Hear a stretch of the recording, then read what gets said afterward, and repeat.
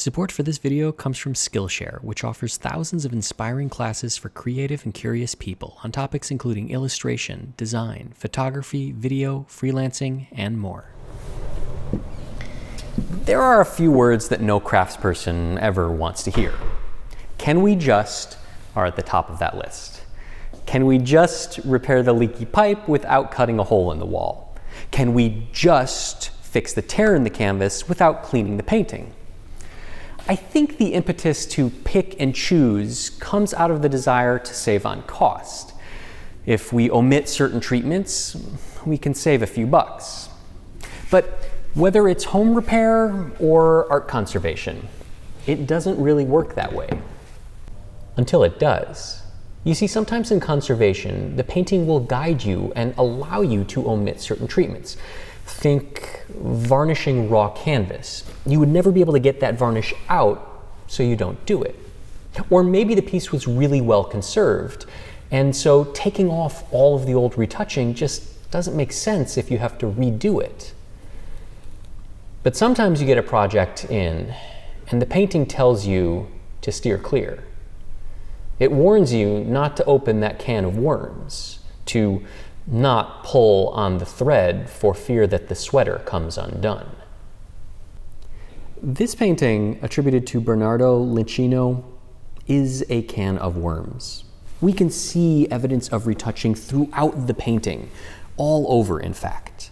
Undoubtedly, multiple times in this painting's past, it was cleaned, and that resulted in skinning, where the top layer of oil paint was removed from the painting.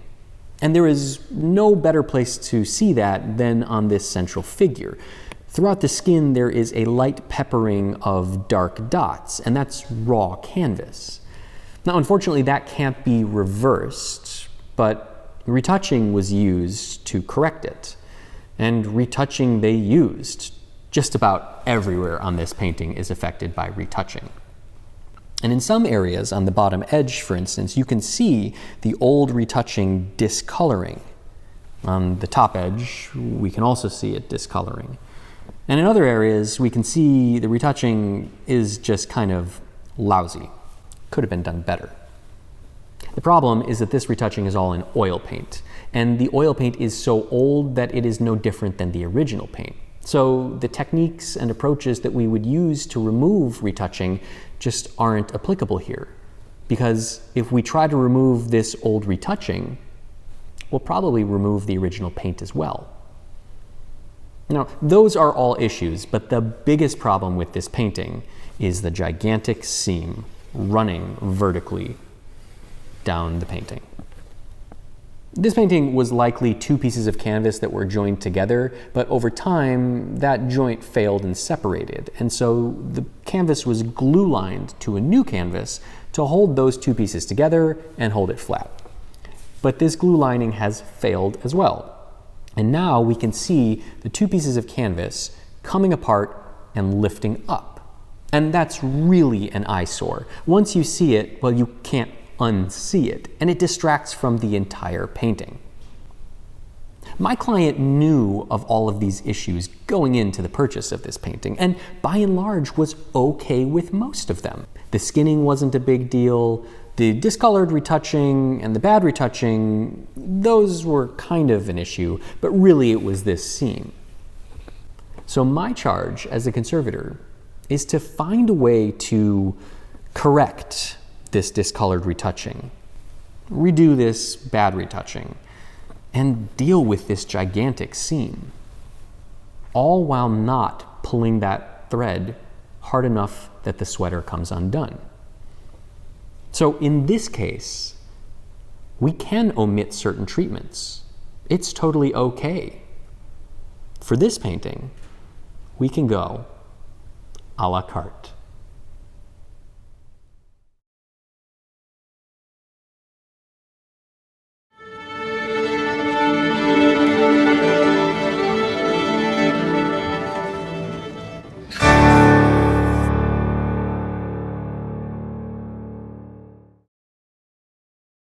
One of the key aspects of this painting's conservation will be the retouching and my ability to match color. Now, color is one of those topics that stumps many people. With Skillshare, it doesn't have to. There are dozens upon dozens of classes on color theory for photographers, painters, watercolorists, even a few on creating mood and atmosphere with color.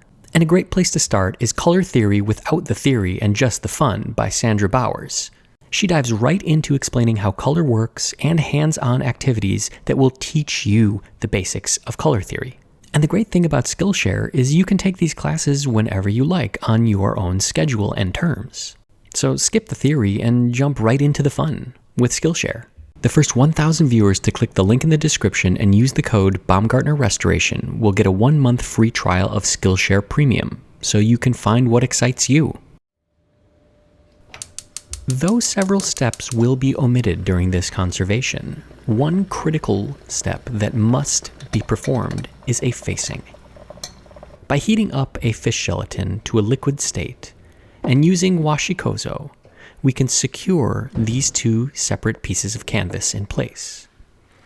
Because this lining is going to be removed in an attempt to get the seam flattened, we need to make sure that once that support is gone, these two pieces of canvas don't move. They don't detach and become misregistered, which would be catastrophic for the image if it didn't line up.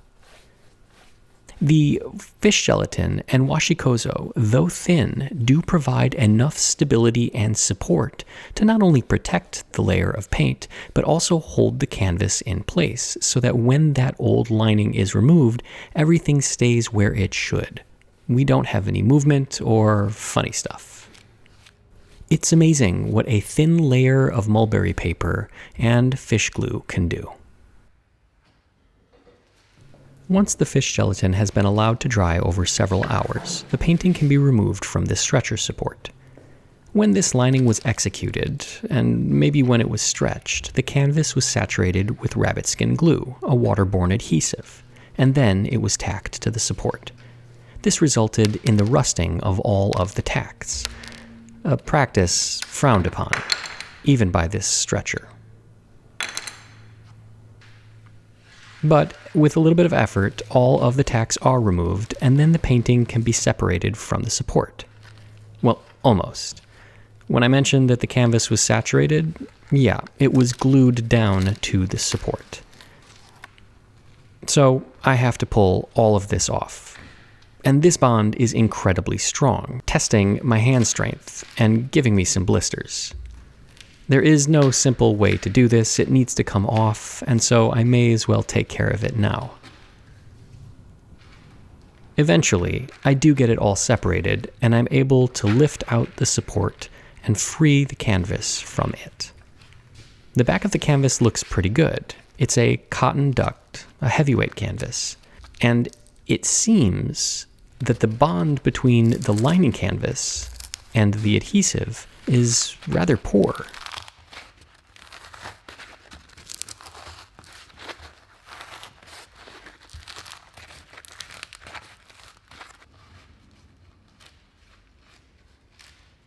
This is likely because the lining canvas was dry when it was placed into the wet adhesive that was applied to the original canvas, resulting in a superficial bond between the adhesive and the nap of the lining canvas. For a better bond, the lining canvas would have to be fully saturated with adhesive and then laid down into the bed of adhesive on the back of the original canvas. But in the case of removal, and for me, I am glad that that wasn't done, and that this lining yields relatively easy. I'm careful when working over the seam to go extra slow and make sure that the canvas doesn't separate. Right now, it is still stuck together, and I'd like to keep it that way so that I don't have to re-register the two pieces. Once the lining canvas is removed, I can start to consider removing the adhesive. I'm optimistic and hopeful that the adhesive is decomposed enough that it can be simply scraped off dry, that it's brittle enough that a scalpel will remove it. Unfortunately, my optimism was ill-placed, and it is not, so it must be removed wet. A thin layer of synthetic clay called laponite saturated with water is laid down across the adhesive, and the adhesive is allowed to swell. Rabbit skin glue is hygroscopic, meaning that it will absorb water.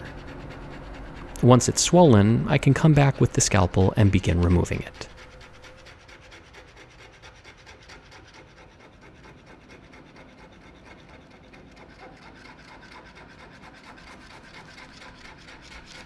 Gliding over the surface with a dull blade ensures that I'm picking up just the adhesive and not any of the canvas. In addition, the dull blade makes sure that if for some reason the blade catches, it will not cut the canvas.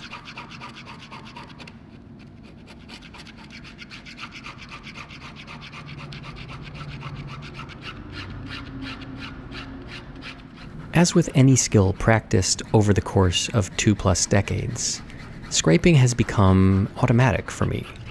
I have a tremendous muscle memory, which allows me to move fairly quickly, sometimes at a pace that seems shocking. Of course, here the video is sped up, and I'm not going this fast, but lots of practice makes, maybe not perfect, but makes better for sure. I have left the seam for last because I want to make sure that any movement in the canvas, you can see some waves have developed from exposure to the lapinite, is reduced across the seam. In addition, this layer of rabbit skin glue is also helping hold these two pieces together. So I wanted to make sure that the canvas was together for as long as possible. If it decided to separate, I wanted that to be the last thing that happened. But thus far, not only is the canvas staying bonded together, but the washikozo and fish gelatin facing is making sure that there is no separation and possibility for misregistration. I had hoped for this result. I had planned for this result, but having it actually come to fruition is always a nice surprise.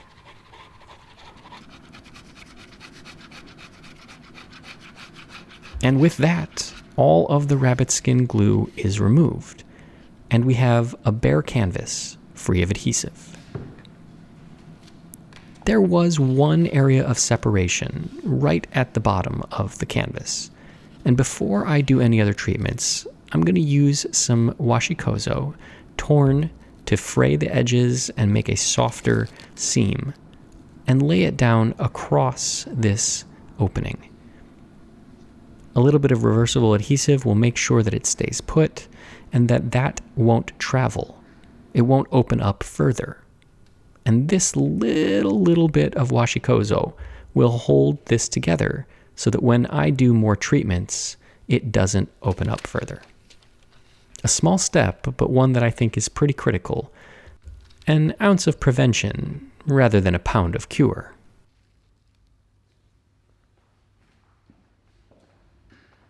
An hour or so later, after the adhesive has been allowed to dry, I can remove the painting from the weight and see that it is ready for treatment on the hot table. Anytime I remove an old lining and there is a water-based adhesive, I do a desaturation treatment, where I'm trying to pull out any of the excess adhesive that remains on the canvas. In addition, this treatment will remove any of those planar distortions, the waves that came about through the exposure to the lapinite, and make sure that we have a pancake flat painting. The hot table is a wonderful tool, one that the modern conservator really cannot be without. The application of even and deliberate heat and pressure across a large surface at one time is a marvel in modern conservation. Using a brayer and a bone folder, I'm going to go across the seam to make sure that it lays flat. Once the table is heated up and then cooled down, I can remove the painting from the envelope and transfer it over to my other table where it will rest under weights for a few days. That's a pretty critical step to make sure that it acclimatizes to my studio's humidity level. If I don't do this, the painting will probably curl up and get all distorted, and then, well, I'll have to do this all over again.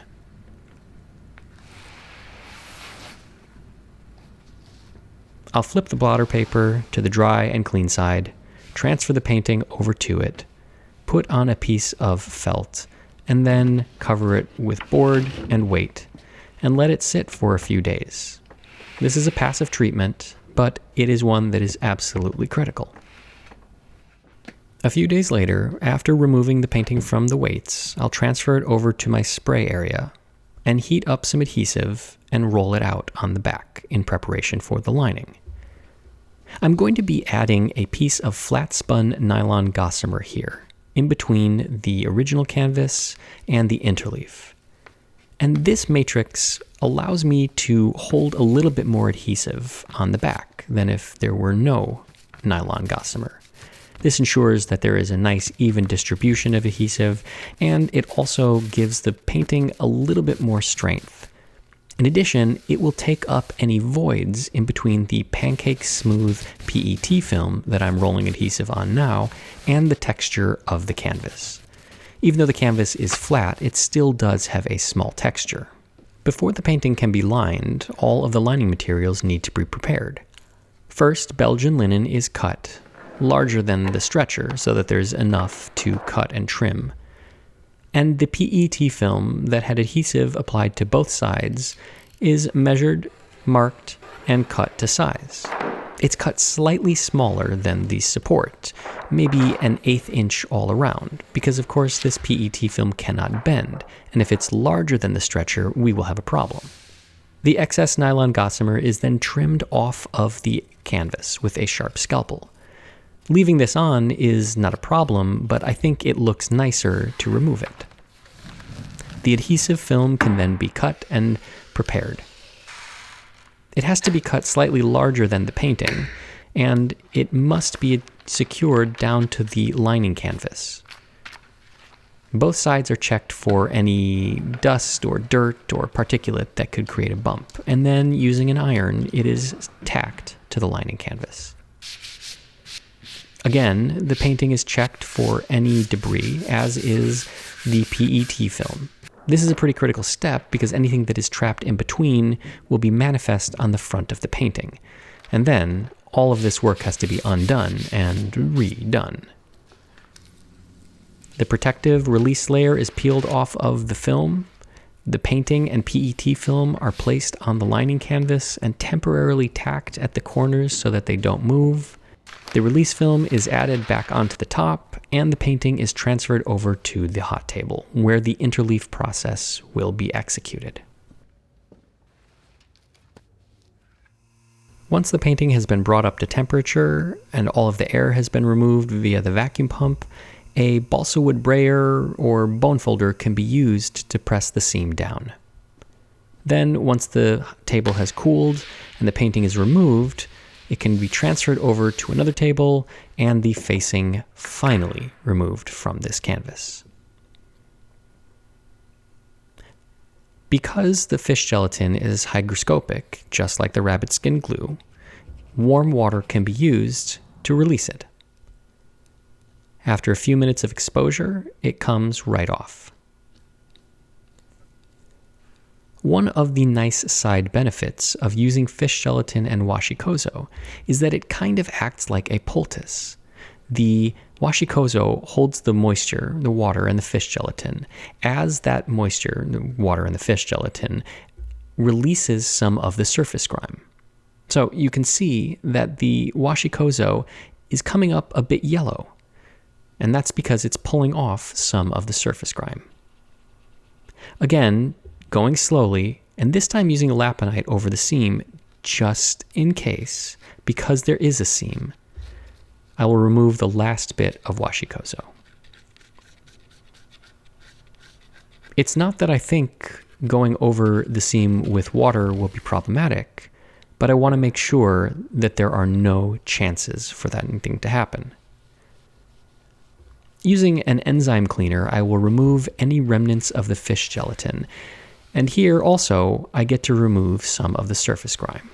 You can see some of that yellow coming up. That's probably nicotine, cigarette smoke, and other gunk and debris.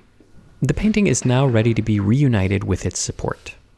The original stretcher is cleaned and prepared, examined for any damage, and then the stretching process can commence. Now, the use of a stretcher here is not terribly critical, as it would be with a regular painting. Because this painting was lined with an interleaf, it is immobilized. By design, in fact.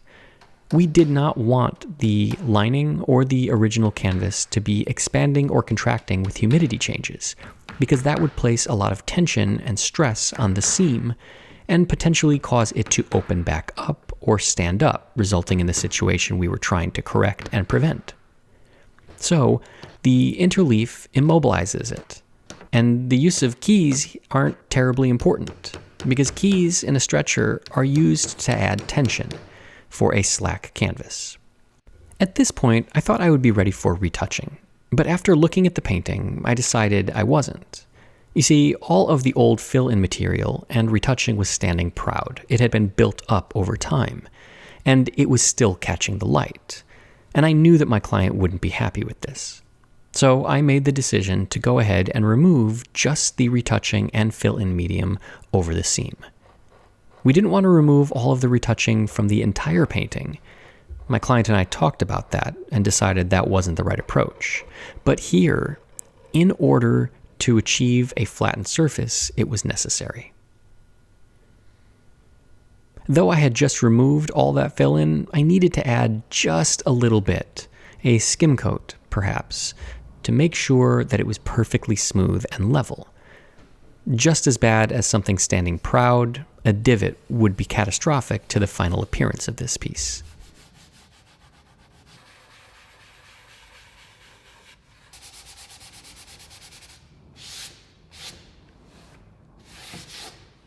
Before any retouching can be executed, an isolation layer must be applied.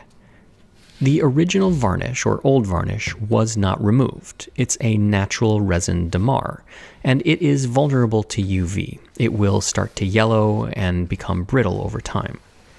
I'm adding a layer of synthetic resin varnish atop this old varnish. Now, I have said before that you can't varnish on top of varnish, but in this case you can. You see, this varnish that I'm applying uses a different solvent base than the damar, so they don't interact. This will protect the original damar and give me an accurate representation during my retouching process. And process it is. Retouching is a long, delicate dance. One where you have to understand what the painting needs, how people are going to be looking at it, and the limitations of the medium you're using. In this case, I'm using a conservation-specific paint that does not have any oil in it. It has a synthetic resin, which makes it stable against UV changes and means that it can be removed in the future. And that's really critical because I'm doing retouching on top of old varnish and on top of old retouching. It definitely needs to be removable, unlike this retouching, which was done in oil paint. Now, yes, the old retouching can be removed, but at what cost? It may not be possible to remove it safely from the painting. That's the main difference with the pigments that I'm using. They can be removed safely. Now, for these fingers, the retouching was visible. It was not great. We could see it when we were looking at the painting, and that broke up the illusion of the artwork. So what I'm doing here is just trying to reintegrate those areas of retouching with the surrounding fingers. And I'm using multiple colors here, lots of little dots, not trying to get a smooth skin tone that maybe I would want to create on another painting, because that wouldn't fit here. If we look at the surrounding fingers, we can see that the abrasions from the overcleaning have resulted in many dark dots. That's the canvas showing through. So I have to kind of mimic that, make sure that what I'm adding blends in with what exists, not with what I want to exist, or maybe what existed before the damage, but blend in with what exists now, so that, well, we don't see it. Because that's the goal of retouching, to make the damage go away.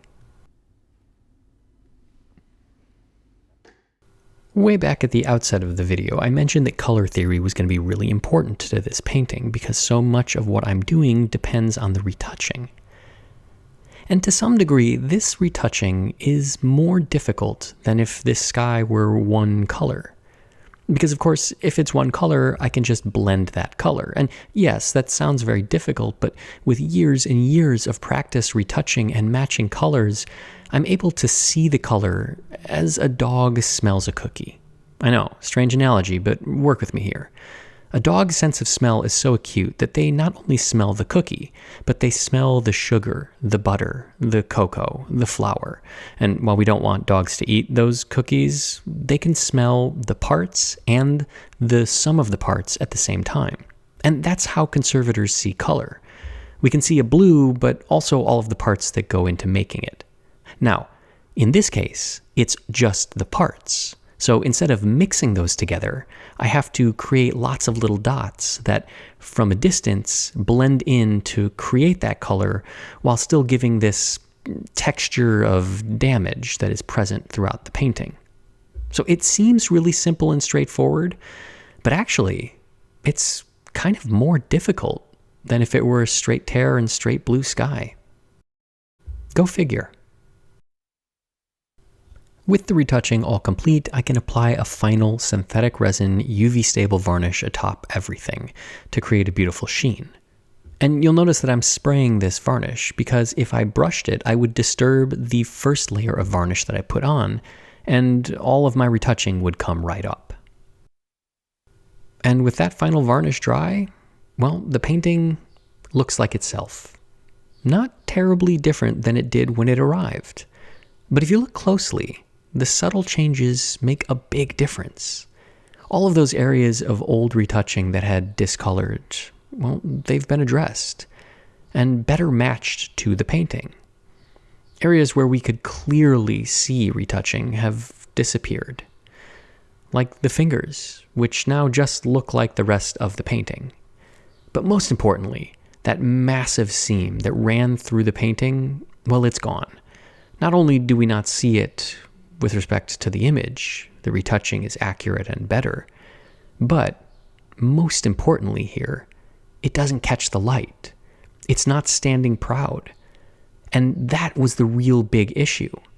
Trying to find a way to eliminate a seam where the canvas had separated without removing all of the old retouching, without removing all of the old varnish, keeping the feel, the tone and tenor of this piece the same, for that's what my client liked, but still affecting a positive change so that they could enjoy the painting and not focus on the seam.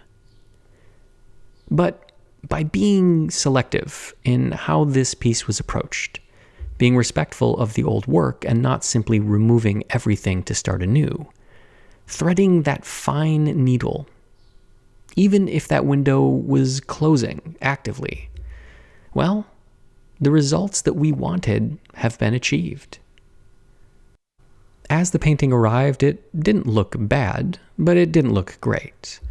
We were focused on the problems, the bad retouching, and the seam. But now, the seam is gone, the bad retouching is gone, but the painting still feels like itself. All thanks to a little a la carte.